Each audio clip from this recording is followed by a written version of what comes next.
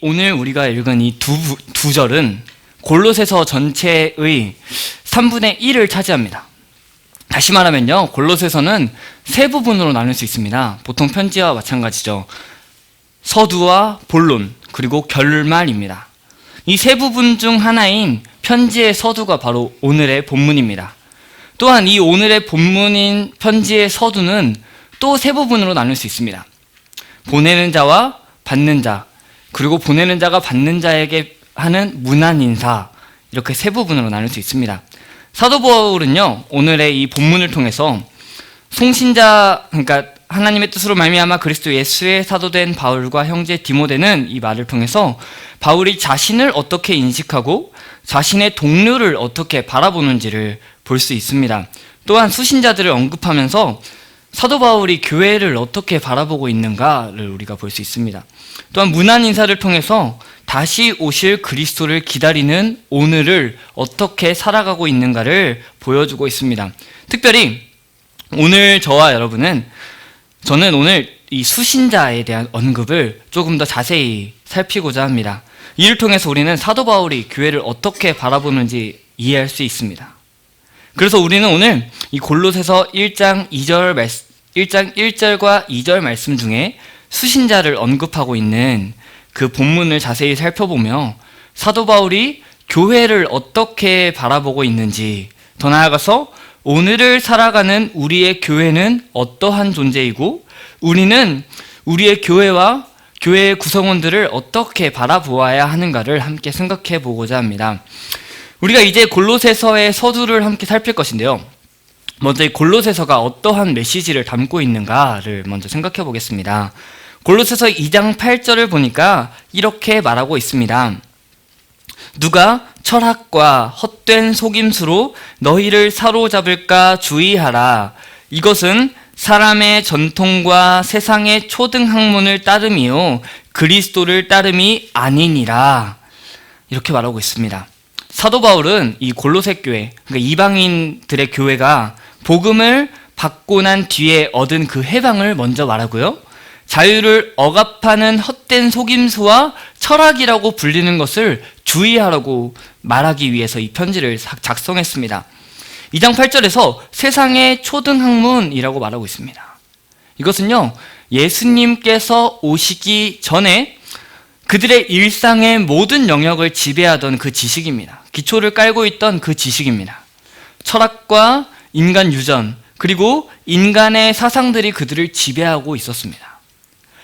골로새서는 지금 이러한 상황에 대항하여 이러한 골로새에 있는 교회에게 그리스도와 그리스도의 십자가를 통해 나타나는 총체적인 구원과 이 구원을 가능하게 하시는 그리스도가 누구인지를 전달하고 있습니다.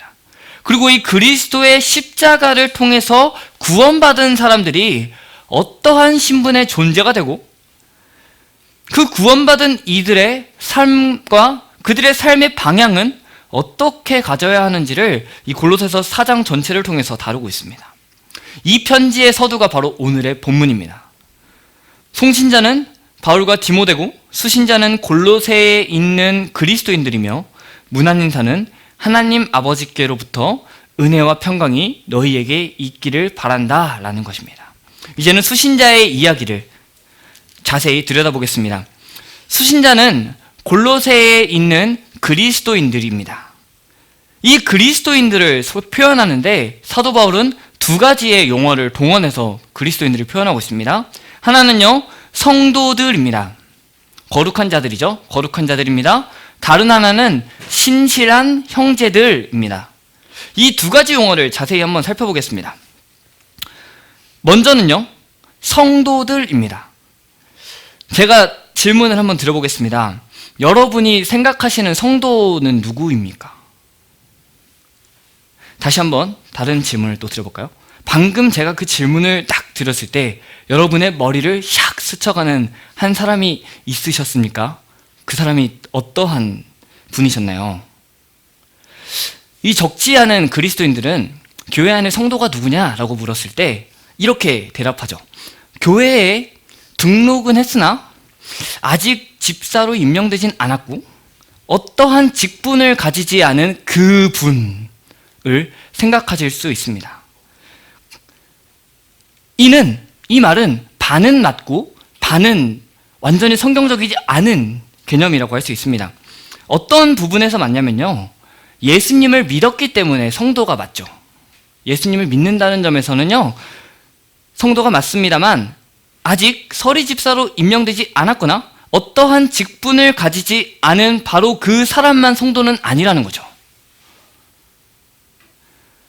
그러니까 어떠한 직분을 가져도 임명을 받아도 그 사람은 성도인 것입니다. 모든 자들이 성도이지 그 임명되지 않고 직분을 가지지 않은 자만 성도라고 부르는 것이 아니라는 겁니다. 사실 이 성도라는 부름은요, 오늘날에는 성도라는 부름이 그저 그럴 수 있지만 이 당시에 골로새서가 쓰여졌던 이 당시에 성도라는 부름은 굉장히 공격적인 부름이었습니다. 그 부분을 함께 살펴보겠습니다. 먼저는요, 이 골로새서 내에서 사도 바울이 성도라는 개념을 무엇과 연결하고 있는지를 먼저 보겠습니다. 골로새서 1장 12절을 보면요, 사도 바울이 이렇게 말합니다. 우리로 하여금 빛 가운데서 성도의 기업의 부분을 얻기에 합당하게 하신 아버지께 감사하게 하시기를 원하노라. 아멘. 우리 아버지 하나님께서 우리로 하여금 빛 가운데서 거룩한 자들의 기업의 부분을 얻기에 합당하게 하셨다고 말합니다. 지금 사도는요, 거룩한 사람들, 성도들이 기업의 부분을 얻는다고 말합니다. 이 기업이 무엇입니까? 이것은 구약에서 쓰인 용어로서 정복이 끝난 이후에 분배받은 그 땅을 말하고 있습니다. 그러니까 지금 성도들이 있는데 이 이스라엘 공동체 내에 자신들이 하나님으로부터 받은 그 은혜의 선물이고 삶의 터전이며 존재를 두고 살아갈 바로 그 기업을 받기에 합당하다라고 말하고 있습니다. 특히 이 성도의 기업이 빛 가운데 있다고 말하고 있습니다. 이것은요, 13절에서 흑암의 권세, 이 흑암의 권세와 대조되는 빛의 영역을 가리킵니다. 또한 이 빛의 영역은 결국 그의 사랑의 아들의 나라, 즉 하나님 나라를 가리킵니다. 그렇기 때문에 빛 가운데 있는 성도의 기업이란 하나님 나라에서 누릴 구원과 영생과 영광 등 영적인 모든 복이고 하나님의 백성이 받을 하나님 나라 그 자체입니다. 그러므로 성도들은 사도 바울의 용어에 따르면 하나님 나라를 받을 사람들입니다. 그런데요, 이 사도 바울의 이 성도의 개념, 하나님 나라를 상속받는 그 성도라는 이 개념이 당시에는 큰 공격이라고 말씀드렸습니다. 왜냐하면요, 당시에 이 유대교들, 유대 종파들은 이러한 성도 개념을 가지고 있지 않았기 때문입니다. 이 유대 종파는 여러 분파가 있습니다. 성경의 내용을 그대로 받는 자들도 있고요, 직접 계시를 받는다고 말하는 자들도 있고, 전통적인 유대교에서 벗어난 자신들의 길을 따르는 율법의 길을 준수하겠다는 그룹도 생겨났습니다. 이렇게 유대교라고 하지만 여러 종파들이 생겨났고 자연스럽게 그들만의 경전이 생겼습니다.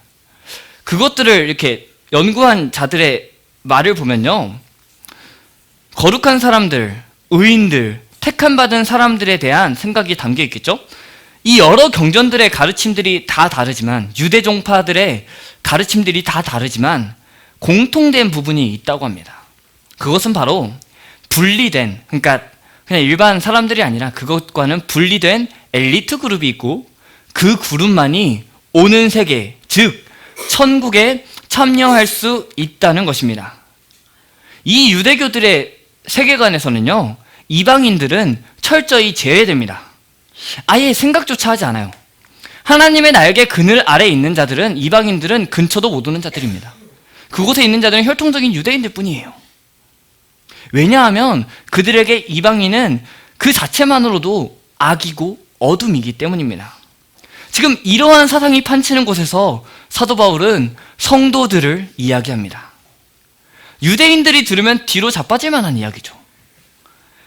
골로새에 있는 그리스도인들에게 거룩한 자들, 성도들이라고 말하고 있습니다. 골로새에 있는, 이 골로새는 이방인 그리스도인들이 많은 교회입니다. 이방인들이 많은 교회입니다. 어둠의 지역에 있습니다. 그래서 그곳의 사람들은 당대 유대 종파들의 생각에는 결코 성도라고 부를 수 없는 자들입니다. 그런데 사도 바울이 지금 그들을 향하여서 성도들이라고 부릅니다. 더불어서 이 이방인들이 다 들어오고 이 성도들 내에서 계층이 정해지는 것이 아니라 혈통적인 유대인이 더 높고 이방인들은 더 낮고 이렇게 정해지는 것이 아니라 혹은 자기의 의에 따라 하나님과 더욱 가까이 가거나 더욱 멀거나 하는 그런 것이 아니라 모두가 다 거룩한 자들, 성도들이라고 말하고 있는 것입니다.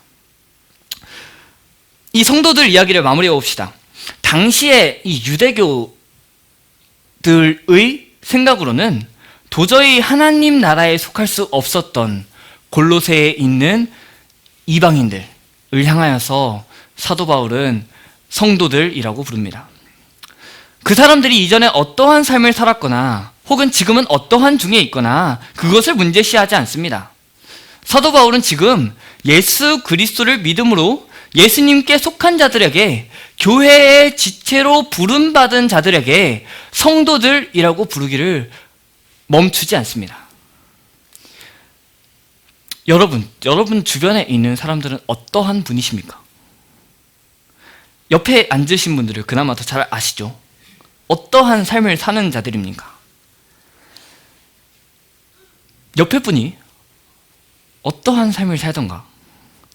즉, 하나님과의 깊은 교제를 가진 삶이거나 세상과 더 깊은 교제를 가진 자거나 그가 예수님을 주로 고백하고 예수님께 속한 자가 되었다면 그는 성도임이 분명합니다. 이방인인 우리 각자가 그리스도를 믿음으로 거룩한 자, 곧 성도라고 칭함받듯 나만 그 특권을 누리는 것이 아니라 함께 예배하고 있는 자들, 함께 교회에 지체된 자들, 이들이 모두 거룩한 자요 성도라고 부르는 것이죠. 그런데요, 이렇게 지금 하나님과 더 깊은 교제보다는 세상과의 깊은 교제를 가진 자도 성도라는 말을 들음으로 인해서 그래 맞아, 내가 지금 세상을 더욱 사랑하고 있긴 하지만 내가 예수님 믿으니까 난 성도지 라고 생각하지는 않으시기를 바랍니다. 성도라면 마땅히 내가 세상과 더 깊은 교제를 가지고 있다면 성도라면 마땅히 하나님께로 돌이켜야 함이 마땅합니다. 죄의 길을 걷고 있다면, 하나님을 사랑하는 삶에서 멀어지고 있다면 속히 돌이켜 성도의 삶의 그 복을 더욱더 누리게 되시길 소망합니다. 다음으로는 신실한 형제들입니다. 오해는 마시기 바랍니다. 이 형제들이라고 말해서 그저 남자들만을 말하고 있지 않는다는 말입니다. 이 사도 바울이 쓰는 편지들에서 형제들이 굉장히 많이 나오죠. 그냥 다 형제들 이렇게 부르죠. 이 형제들에는 자매들도 포함된 것입니다. 그러니까 남자들만 이야기하는 것이 아니라는 거죠.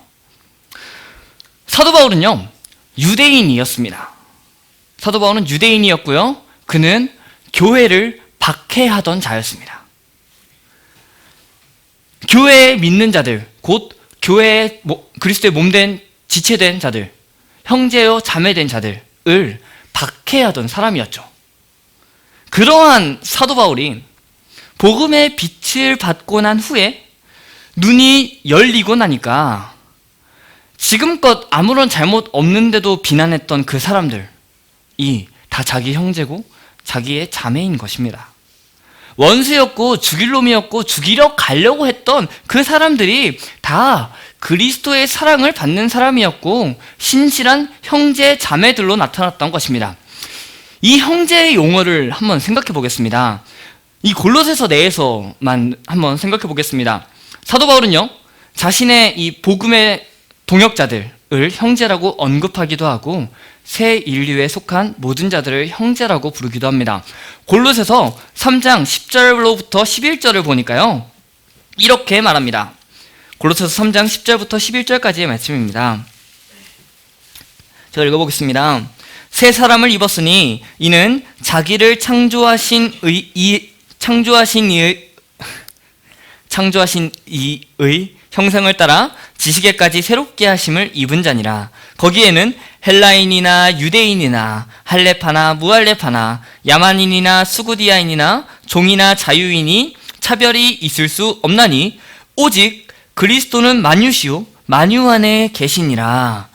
아멘. 이 말은 앞에 있는 3장 9절과 대조됩니다. 3장 9절에서 이렇게 말하죠. 너희가 서로 거짓말을 하지 말라. 옛사람과 그 행위를 벗어버리고 라고 말합니다. 옛사람을 벗어버리고 새 사람을 입었다 너희가. 그러니 이렇게 살아야 한다 라고 말하고 있습니다. 이 새 인류 안에는요, 지금까지 인류 역사에 있던 근본적인 구별이 사라졌습니다. 즉 그리스도 안에서는 헬라인도 야만인도 없고요, 종도 자유자도 없고 유대인도 헬라인도 구분이 없습니다. 오직 새로 지으심을 입은 사람뿐입니다. 그러므로 새 인류에 속한 사람들이라면 그 사람들이 누구든지 다 형제요 자매인 것입니다. 하나님을 아버지라고 부르는, 예수님을 큰형님으로 모시는 형제요 자매들입니다. 특히 바울은요, 자신의 동료들을 형제라고 불렀습니다. 두기고나 아리스다고, 마가, 에바브라 등을 자신의 동역자들의 자리에 두었습니다. 심지어는 이렇게까지 합니다. 골로새서 4장 9절입니다. 제가 읽겠습니다. 신실하고 사랑을 받는 형제 오네시모를 함께 보내노니 그는 너희에게서 온 사람이라. 그들이 여기 일을 다 너희에게 알려주리라 라고 말합니다. 오네시모가 어떤 사람입니까? 빌레몬서를 보니까요, 이 오네시모는 빌레몬의 노예였죠. 이 노예인 오네시모를 지금 사도 바울은 신실하고 사랑을 받는 형제로 소개합니다. 심지어는 그를 자신의 사절로 삼습니다. 4장 7절에 두기고가 내 사정을 다 너에게 알려주리니 그는 사랑받는 형제요 신실한 일꾼이요 주 안에서 함께 종된 자니라. 이 4장 7절의 두기고와 4장 9절의 오네시모를 누군가가 더 높고 얘는 더 낮아, 얘는 노예니까 더 낮아가 아니라 둘을 같은 위치에 지금 두고 있습니다. 두기고는 자신의 동역자였고요, 오네시모는 골로새 지역에서 도망 나온 노예임에도 불구하고 말입니다. 빌레몬서 16절에서는 이렇게 말합니다. 오네시모는 더 이상 노예가 아니라 노예 이상으로 곧 사랑받는 형제로 대할 자니라 라고 말하고 있습니다. 사도 바울은요, 사회적 신분으로 볼 때, 당시 사회 신분으로 볼 때에 신분 차이가 엄청나게 나는 오네시모를 사랑받는 형제라고 불렀습니다. 더불어 1장 1절에서 이렇게 말했죠. 하나님의 뜻으로 말미암아 그리스도 예수의 사도된 바울과 형제 디모데는, 자신보다 신분이 더 낮다고 여겨지는 그 오네시모를 사랑받는 형제라고 불렀고, 더불어 나이가 굉장히 어린 젊은 디모데도 형제라고 불렀습니다. 그리스도의 복음을 위하여 일하는 그 자체로 형제라 부르기에 적합하다고 판단한 것이죠. 사회적인 평가로 이 사람을 판단하는 것이 아니라 이 사람이 복음을 위해 힘쓰고 복음을 위하는 사람이기에 그 복음의 신비와 위험 앞에서 형제라 부르기에 합당하다고 생각하고 말하고 있습니다. 이렇게 복음을 위한 사역에 동참하는 자들을 부르던 호칭인 형제를 지금 일반 신자들에게까지 확장시킵니다. 그저 복음의 신비와 하나님의 신비이신 그리스도를 위한 동역자들만이 형제가 아니라 바울 자신이 한 사람의 신자이기에 믿는 모든 사람들을 형제로 여기고 형제로 부르고 있습니다. 사도 바울은요, 복음 앞에서, 그 위대한 복음 앞에서 이방인 신자들과 유대인인 자신을 동일시하는 모습을 보이고 있습니다. 어떠한 방면에서 동일시하느냐? 한편으로는 그 복음 앞에서 자신이 얼마나 큰 죄인인가를 생각하며 이방인들과 자신을 동일시합니다. 다른 한편으론 복음의 위대함 앞에서 동역자들과 신자들 그 모두와 자신을 동일시합니다. 무한대인 그 하나님 앞에서 유한대인 자신은 아무런 차이가 없다는 거죠. 그러나 이걸 우리의 현실로 가져오면 굉장히 적용하기가 힘듭니다. 우리나라 문화에서 이 형제 개념이 자리 잡기가 참 쉽지 않은 것 같습니다. 형제로서 서로 존중하기가 참 쉽지 않습니다. 이런 거죠. 딱 보면 너 몇 살이야? 너 그래? 내가 더 형하네? 막 이런. 이제 그 슈퍼맨이 돌아왔다 이런 것도 보니까 그 어린 한 7몇 살짜리죠? 그 어린아이가 그 더 어린아이한테 너 몇 살이냐고, 응? 자기 형아라고 그랬더니 그 어린애가 이렇게 형님 이렇게 인사하더라고요. 네, 이런 문화에 사는 우리입니다. 우리는 늘 주의해야만 합니다. 딱 계층이 정해져야만 하고 넌 나보다 어리네. 그러니 너는 나에게 잘하도록 하여라. 나는 너를 막대하겠다. 이러한 삶이 되어서는 안 된다는 거죠. 나의 나이나 사회적 지위 혹은 나의 힘, 경제력, 스펙, 가족력 이런 것이 크게 보이는 것이 아니라 복음이 얼마나 큰지 우리는 그것을 보아야만 합니다. 어느 정도냐 하면 종이었던 오네시모를 자신의 동역자로서 형제라고 부르고 사절로 생각하고 동역자로 생각하는 정도입니다. 더불어 모든 믿는 자들을, 특히 이방인들이었던 신자도 형제로 여길 정도입니다. 여러분, 옆에 있는 자들이 성도들이고 또 옆에 있는 자들이 형제요 자매입니다. 복음을 위하여 힘쓰는 동역자이기에 형제이고 자매이며 그리스도를 믿는 자로 그리스도의 형제 자매가 되었기에 형제요 자매입니다. 전에 제가 대학교를 다닐 때의 이야기를 잠시 들려드리겠습니다. 저는 이제 거기가 이제 산으로 이렇게 둘러싸여 있습니다. 그곳에 이제 돌계단을 딱 내려가고 있었죠. 돌계단을 딱 내려가고 있는데, 한가롭게 딱 내려가고 있는데, 어떤 한 남자 사람이 전화통화를 하면서 막 올라오는 겁니다. 그러면서 막 통화를 하는데 표정이 굉장히 좋지 않은 거예요.